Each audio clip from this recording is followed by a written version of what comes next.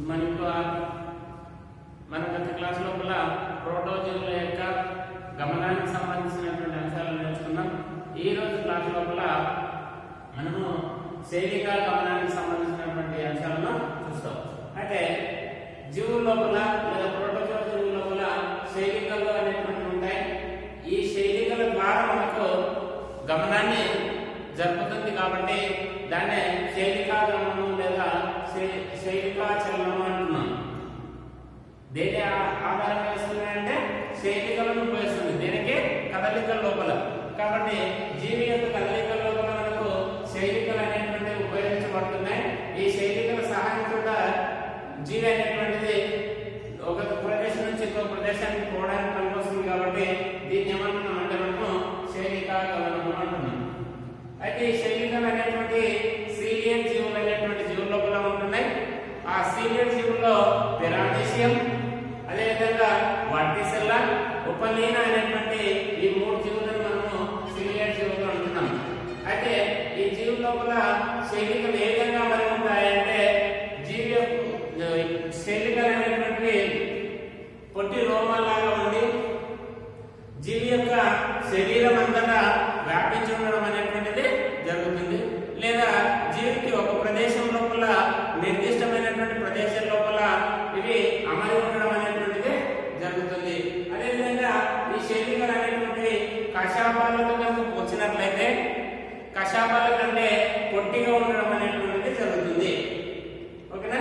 కాబట్టి శైలికల లోపల శైలికల ద్వారా గమనం జరుగుతుంది. శైలికా గమనం అంటున్నాం. ఈ శైలికలు అనేటువంటి సీలియన్ జీవుల లోపల ఉన్నాయంటున్నాం. ఆ సీలియన్ జీవులు ఏమి అంటే పెరామీషియం, ఉపలీన, అదేవిధంగా వర్టిసెల్లా జీవులు అంటున్నాం. అయితే ఈ శైలికలు అనేటువంటివి పొట్టి రోమాల్లాగా ఉండి ఇవి శరీరం అంతటా ఆవరించబడి ఉండడం అనేటువంటి జరుగుతుంది జీవుల లోపల. అదేవిధంగా ఒకవేళ అలా కాకుండా జీవికి కావాల్సినటువంటి ఏదైనా ఒక నిర్దిష్ట ప్రాంతం లోపల ఇవి అమలు ఉండి అదేవిధంగా అమలు ఉండడం అనేటువంటిది జరుగుతుంది. అదేవిధంగా కశాపాలతో శైలికలు పోలిస్తే అవి కశాపాలతో పోల్చినప్పుడు ఈ శైలికలు అనేటువంటిది పొట్టిగా ఉండడం అనేటువంటిది జరుగుతుంది. కాబట్టి ఇది శైలికా గమనం. అయితే శైలికా గమనం లోపల మనము రెండు రకాల గమనాలను లేదా రెండు స్ట్రోక్లను చూడడం అనేటువంటిది జరుగుతుంది. దాన్నే ఎఫెక్టివ్ స్ట్రోక్, రికవరీ స్ట్రోక్ అంటున్నాం. ఇది ఆల్రెడీ ముందు ఎక్కడ నేర్చుకున్నాం? రెండో కషాయ యొక్క గమనంలో కూడా నేర్చుకున్నాం. సేమ్ ఏదే రికవరీ స్ట్రోక్ ఒకటే, next one effective stroke. Effective stroke అంటే మనకు అర్థం తెలుసు ఏంటి అంటే ఎఫెక్టివ్ స్ట్రోక్ లోపల ఏ గమనమో శైలిక గమనం. కాబట్టి ఎఫెక్టివ్ స్ట్రోక్ లోపల శైలికలు అనేటువంటిది ఎట్లా మారుతాయంటే దృఢంగా మారడం అనేటువంటిది జరుగుతుంది. ఓకేనా? ఎఫెక్టివ్ స్ట్రోక్ లోపల మనకు శైలికలు అనేటువంటిది దృఢంగా మారి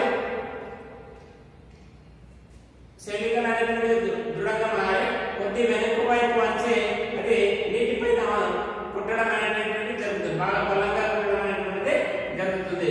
దాన్ని మనం ఏమంటున్నాం అంటే ఎఫెక్టివ్ స్ట్రోక్ అంటున్నాం. ఈ ఎఫెక్టివ్ స్ట్రోక్ వల్ల నీరు ఏమవుతుందంటే వెనుకకు పోతే జీవి అనేటువంటిది ముందుకు వెళ్ళడం జరుగుతుంది. ఎఫెక్టివ్ స్ట్రోక్ వల్ల వాటర్ అంతా కూడా జీవి యొక్క వెనుక భాగం పోతే జీవి అనేటువంటిది ముందు భాగానికి రావడం అనేటువంటిది జరుగుతుంది. కాబట్టి ఎఫెక్టివ్ స్ట్రోక్ లో శైలిక అనేటువంటిది దృఢంగా మారుతుంది. కొద్దిగా వెనక్కి పంపి కూడా పుట్టడం అనేటువంటిది అంటే బలంగా పుట్టడం అనేటువంటిది జరుగుతుంది నీటికి. కాబట్టి ఆ బలంగా పుట్టడం వల్ల నీరు అనేటువంటిది ఏమవుతుంది? ముందుకు పోతుంది, సరే వెనక్కి పోతుంది, జీవి అనేటువంటిది ముందుకు రావడం అనేటువంటిది జరుగుతుంది. ఈ విధంగా అన్నమాట. ఎఫెక్టివ్ స్ట్రోక్ లోపల స్ట్రాంగ్ గా మారుతుంది. స్ట్రాంగ్ గా మారి మెల్లమెల్లగా ఒక లంబకోణంకి వచ్చి నీటిని బాగా బలంగా ఉండడం వల్ల ఎఫెక్టివ్ స్ట్రోక్ అనేటువంటిది జరుగుతుంది.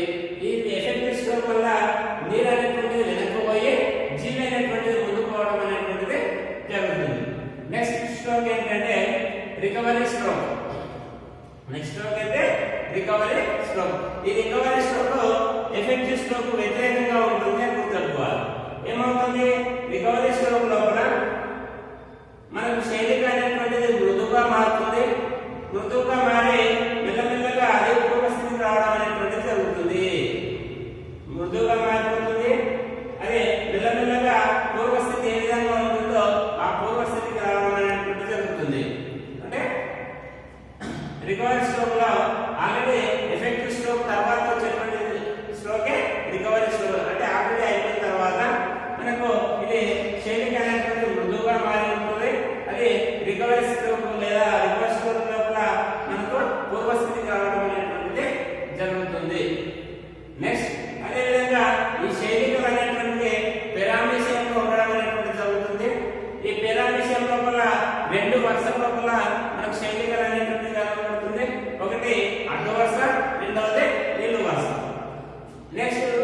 పిరమిడ్ లోపల ఉన్నటువంటి అడ్డు వరుసలో ఉన్నటువంటి శైలికలన్నీ కూడా ఒకేసారి కదలిక చూపించడం అనేటువంటిది జరుగుతుంది.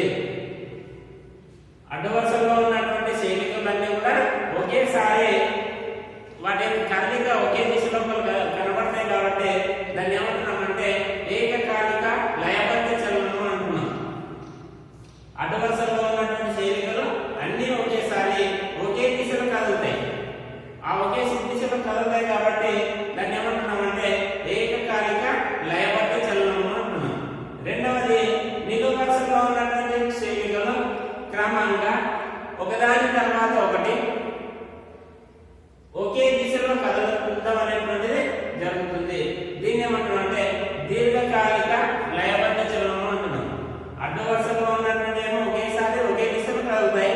ఆ ఒకే దిశలో కదులుతాయి కాబట్టి దాన్ని ఏకకాలిక లయబద్ధ చలనం అంటున్నాం. అదేవిధంగా నిలువు వరుసలో ఉన్నటువంటి ఏవైతే ఉన్నాయో అది ఒకదాని తర్వాత ఒకటి కదులుతాయి. నిలువు వరుసలో ఉన్నటువంటి శైలికలన్నీ కూడా ఒకదాని తర్వాత ఒకటి కదులుతాయి కాబట్టి దీన్ని ఒకే దిశలో కదులుతాయి కూడా, కానీ దీన్ని దీర్ఘకాలిక లయబద్ధ చలనం అంటున్నాం. కాబట్టి ఈ విధంగా వాటిలో ఉండేటువంటి శైలికలు అనేటువంటివి ఆ విధమైనటువంటి గమనాన్ని చూపించడం జరుగుతుంది. నెక్స్ట్ వన్ జారుడు గమనం. నెక్స్ట్ వన్ జారుడు గమనం, దీన్నే మెటబోలి అంటున్నాం. ఈ జారుడు గమనం అనేటువంటిది కొన్ని ప్రోటోజోజుల లోపల మనకు చూపించడం అనేటువంటిది జరుగుతుంది. అయితే వీటిలో ఉండేటువంటి దేహం పైన పెలికిల్ అనేటువంటిది ఉంటుంది. ఈ పెలికిల్ కింద వైపున మయోనిక్స్ అనేటువంటి సంకోచ తంతువులు అనేటువంటివి ఉండడం జరుగుతుంది. ఈ సంకోచ తంతువులన్నీ కూడా సంకోచ సడలికలు అనేటువంటి చూపిస్తుంది. ఈ సంకోచ సడలికలు చూపించడం వల్ల జీవి అనేటువంటిది వంకర టింకరగా కదలడం అనేటువంటిది జరుగుతుంది. ఈ వంకర టింకర ఏదైతే ఉందో ఈ వంకర టింకర జరిగేటువంటి చిరు కదలికలను మనము జారుడు గమనము అంటున్నాం. ఓకేనా? సింపుల్ అమ్మా. కొన్ని ప్రోటోజోజుల లోపల దేహంలోనే పెలికిల్ అనేటువంటి భాగం ఉంటుంది. ఆ పెలికిల్ కింది వైపున మనకు మయోనిక్స్ అనేటువంటి చిన్న తంతువులు అనేటువంటి ఉంటాయి. ఈ మయోనిక్స్ తంతువులు లేదా సంకోచ తంతువులు ఏవైతే ఉన్నాయో ఇవి సంకోచ సడలికలను చూపించడం జరుగుతుంది. ఈ సంకోచ సడలికల వల్ల మనకు జీవి అనేటువంటిది వంకర టింకర లేదా చిన్న చిన్నగా జారడం అనేటువంటిది జరుగుతుంది. దీన్ని మనం ఏమంటున్నామంటే జారుడు గమనం అంటున్నాం. కాబట్టి ఉదాహరణకు మనకు ఫ్లాజెల్లెట్స్ కానీ, అదేవిధంగా స్పోరోజోన్స్ కానీ, అదేవిధంగా సీలియర్ జీవుల లోపల మనకు ఈ జారుడు గమనం అనేటువంటిది జరుగుతుంది. ఓకేనా? కాబట్టి మనకి రెండు శైలికల గమనం, జారుడు గమనం అనేటువంటి ఒకసారి చూద్దాం. శైలికల ద్వారా గమనం జరిగింది దాన్ని ఏమంటున్నామంటే శైలిక గమనం అంటున్నాం. ఈ శైలికలు అనేటువంటి సీలియర్ జీవుల లోపల ఉండడం అనేటువంటి జరుగుతుంది. ఉదాహరణకు మనకు పారామిసియం కానీ వాటిసెల్ల కానీ ఒబలిన అనేటువంటి జీవుల లోపల మనకు శైలిక గమనం అనేటువంటిది జరుగుతుంది. ఈ శైలికలన్నీ కూడా పొట్టిలో ఉండేటువంటి రోమాల వంటి నిర్మాణాలు. ఈ నిర్మాణాలు జీవి యొక్క శరీరం అంతటా ఉండడం లేదా ఏదో ఒక నిర్దిష్టమైనటువంటి ప్రాంతం లోపల ఉండడం అనేటువంటిది జరుగుతుంది. ఇవి కషాయాలతో పోల్చినట్లయితే శైలికలు అనేటువంటివి పొట్టిగా ఉండడం అనేటువంటిది జరుగుతుంది. వీటి లోపల శైలిక గమనం లోపల మనకు రెండు రకాల గమనాలు అనేటువంటి జరుగుతున్నాయన్న. అదే effective stroke, recovery stroke. Effective stroke అంటే శైలిక అనేటువంటి దృఢంగా మారాలి. కొద్ది వెనుక వైపు పోయి లంబకోణంలో నీటిని కొట్టినట్లయితే దాన్ని ఎఫెక్టివ్ స్ట్రోక్ అంటున్నాం. ఈ ఎఫెక్టివ్ స్ట్రోక్ వల్ల నీరు అనేటువంటిది వెనక్కి పోయి జీవి అనేటువంటిది ముందుకు రావడం అనేటువంటిది జరుగుతుంది. Next recovery stroke. Effective stroke తర్వాత వచ్చేటువంటి స్ట్రోక్ మనము రికవరీ స్ట్రోక్ అంటున్నాం. అంటే శైలిక అనేటువంటిది పూర్వస్థితికి రావడాన్ని మనము రికవరీ స్ట్రోక్ అని చెప్తున్నాం. నెక్స్ట్ అయితే ఈ శైలికలు అనేటువంటివి మనకు పెరామిషంలో ఉంటున్నాయన్నా. పెరామిషంలో రెండు వరుసల లోపల శరీరం అంతా వ్యాపించి ఉంటాయి. ఒకటి అడ్డు వరుస, రెండవది నిలువు వరుస. అడ్డు వరుసలో ఉన్నటువంటి శైలికలు అన్ని కూడా ఒకేసారి ఒకే దిశలో